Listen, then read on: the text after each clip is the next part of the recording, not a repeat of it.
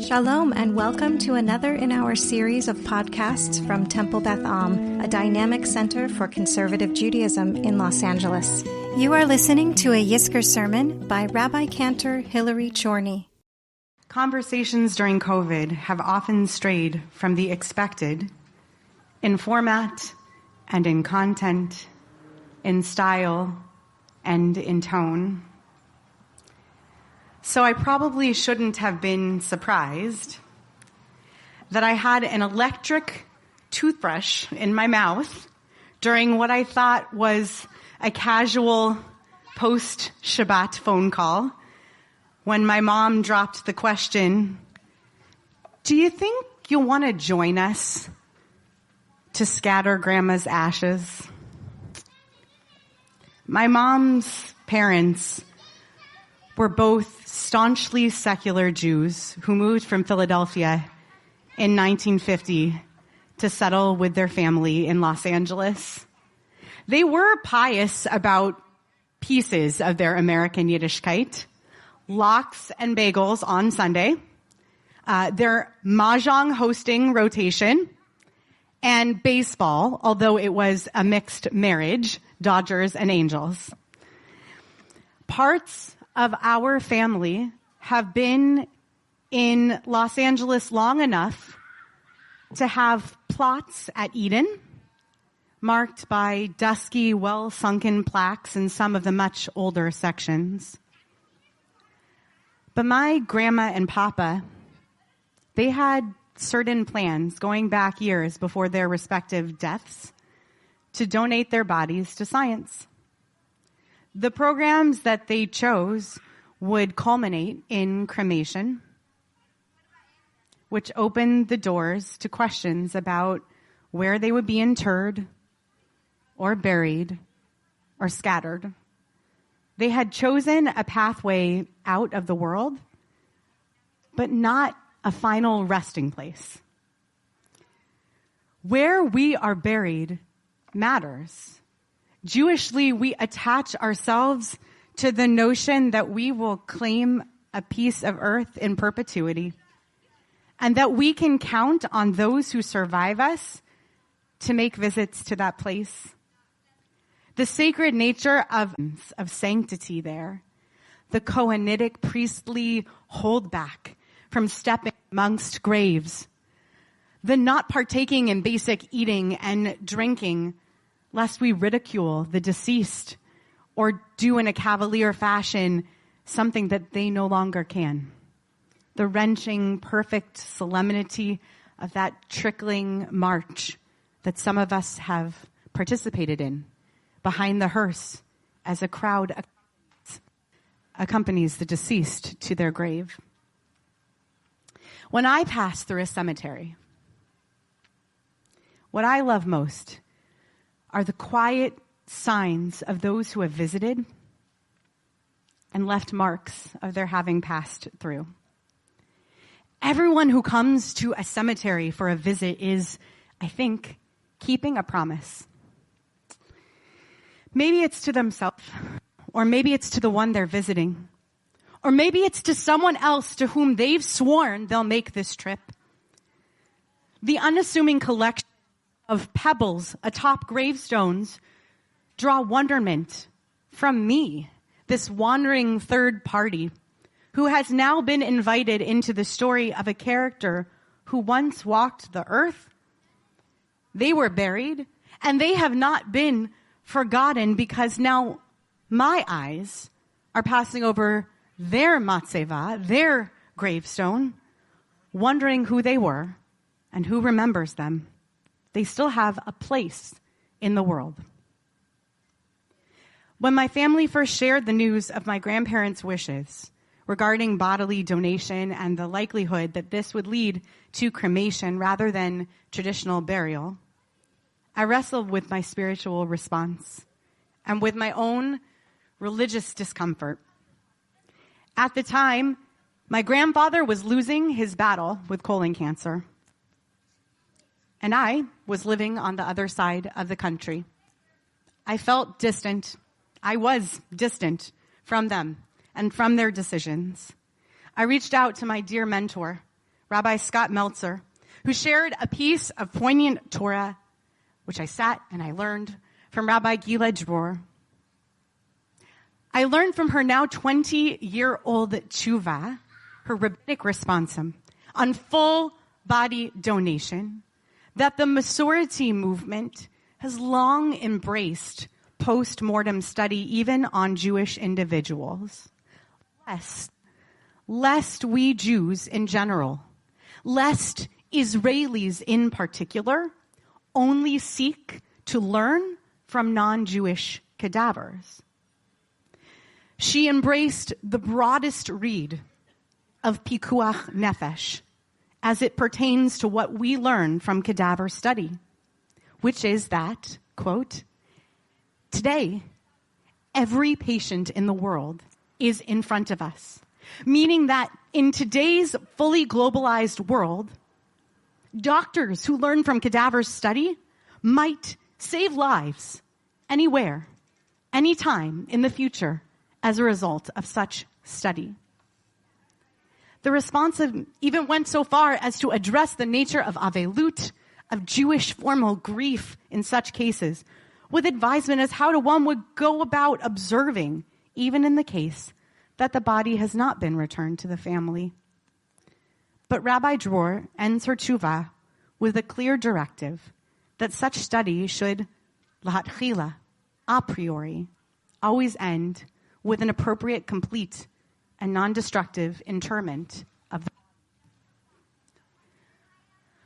When I seek to make sense and order of the world, I look to ritual and I look to Jewish law, to halacha.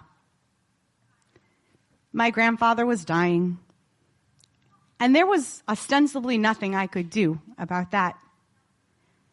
But I could understand better and where and how my tradition would advise me to understand where he belonged. German Orthodoxy is the source of most modern rulings prohibiting the burial of cremated remains in Jewish cemeteries, about which you might have heard. But I found plenty of other sources that supported burial of Jewish cremated remains as well. Enoch Ehrentrow, in his work Cheker Halacha, and Simon Deutsch, in his work Or HaEmet, they both testified that ashes were in fact buried in Frankfurt in the Jewish cemetery with permission of Azriel Hildesheimer, who was the leader of German Orthodoxy in that same time. And Elijah Benamozeg, who's rabbi of Ligorn, Italy, he wrote in Ya'aneh Va'ish that while cremation is prohibited, it's nevertheless a duty to bury the ashes.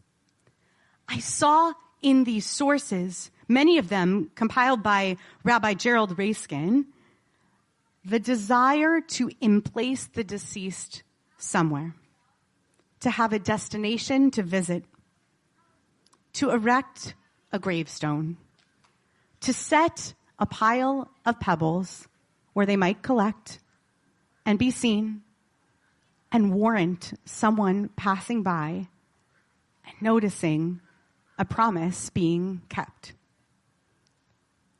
Decades ago, on a class trip to Washington, D.C., one that some of you might have made as well, I remember standing at attention in the hot noon sun as representatives from our school laid a wreath at the tomb of the unknown soldier. What I loved then, as I love now about that place and its ritualistic nature, is the commitment to the Schrodinger's box of the situation they're in. That the guards do not display ranks on them so as not to inadvertently outrank those who lie below, since even their ranks are unknown. And what I've come to understand and appreciate so deeply is the two-directionality of the place. For those who were actually exhumed and reinterred in that tomb, it is a place of dignity. And for all those who do not have a place to visit their loved ones anywhere, the tomb gives them a place to visit, a place that is the epitome of stateliness and honor. In another tomb across the world, half a lifetime later, I attended a lecture on the burial practices of Second Temple Jerusalem. Second Temple Judaism. Our professor held up a limestone box. It was a few feet long, and he explained that this was an ossuary. It's a box in which bones were emplaced once a body had been given its first burial. The idea of a Jewish secondary burial, the concept of exhumation and reinterment, seemed alien and anathema to traditional approaches now in Judaism. That is, except for what I know and love of the story of Jacob's beloved son Joseph, whose request to have his bones carried up and gathered unto his people is then carried out by Moses' generation. This is precisely what was meant by that request, that Joseph's long-buried bones will be brought back to the land he loved in such a design and considered sacred, gathered up, gathered back, gathered together with his people. They would have understood this and this practice. There is a natural human discomfort built into this story in Joseph's sadness, his wistfulness and longing, as he knows he will be buried, at least at first, so far from the land where his people are destined to reside for eternity, and perhaps to visit him. We see that discomfort in the sworn oath preserved in our text. Joseph's insistence that he was not forgotten. And he wasn't forgotten. But how? There's a Midrash Agadah, a story that's preserved in Talmud Sota, that Serach, who is the daughter of Joseph's brother, Asher, survived even until the generation of Moshe, so that she could perform the miracle of locating his remains so that they could be returned to Eretz Yisrael. In this story, Serach is the stand-in, the mythical, midrashic stand-in, for every touch point that every one of us has with a person. Every place and every way in which they are remembered beyond the singular place where their body is interred or where their gravestone is erected. Serach bat Asher, she is the feeling you get when the kugel tastes just right, all peppery, just like your mom used to make it. Or the way you remembered to change your oil, just like your dad would have wanted you to. That's her. That's eternal memory, not linked to a place. She is the beautiful plaque you had installed in our new hall of memories, shimmering behind the opaque veil that hangs across from the preserved Holocaust wall, where perhaps you'll come and visit next High Holy Day season.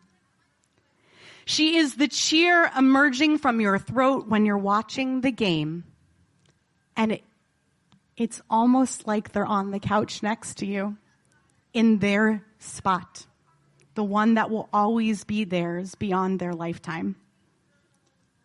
When we arrive in someone's home upon the start of Shiva, we offer the words of comfort, Hamakom Yenachem Etchem.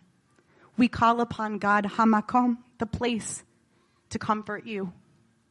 You might think the place of comfort would be the kever, the grave, the place where we intend to return to visit our loved one. But the place of comfort, the places where memories, love, and where our loved ones are revivified as their breathy memories tap on our shoulders in sensory moments of pleasure or sadness or longing. All of those things happen pretty much anywhere and everywhere but the grave. They happen in the middle of a grocery aisle or halfway through a nap when we aren't quite awake and we forget for half a second about our losses. I had another grandfather, one who lived until nearly 103, and it was his custom to visit the cemetery in Syracuse where our family was buried on almost a weekly basis. He would bring the names of those with yard sites, collecting from everyone who was infirm or otherwise unable to visit, and he would go say an El Male over the respective gravestone. It was a solemn, holy practice, one that I admired deeply. And Judaism is ripe with practices that draw us on occasion to be with our loved ones at their graves, at burial, at unveiling, the Shabbat before Yom Kippur. But we do not need to be with our loved ones for our loved ones to be with us. Yiskor, in particular, is a time for us to invite our loved ones to return to us in memory, in spirit, in a sense of accompaniment as we long for them and miss them, wish for them to feel near. In a kind of eternal synchronicity of the universe, I think that we are collectively yearning at Yiskor for an ingathering after death. I want to gather my loved one back to me, to collect them in my bones, in my heart, in my spirit. Today is a gloriously divine setting in time. It is an extra helping of Chag, of Simcha, of Atzeret, gathering, one in which God asks to linger with us a little bit longer, a Shemini Atzeret. On this Chag HaShemini HaAtzeret Hazeh, gather in the ones you love. Ask them to linger with you in this place. Hamakom yenachem etchem, and may this Yiskor tent be one that offers you comfort as memories, as loved ones linger with you among the mourners of Zion and Israel. You have been listening to another in our series of podcasts from Temple Beth Am, a dynamic center for conservative Judaism in Los Angeles. If you enjoy these podcasts, we invite you to write a review on the Apple Podcast site or wherever you get your podcasts. For more information about Temple Beth Am Los Angeles, go to tbala.org.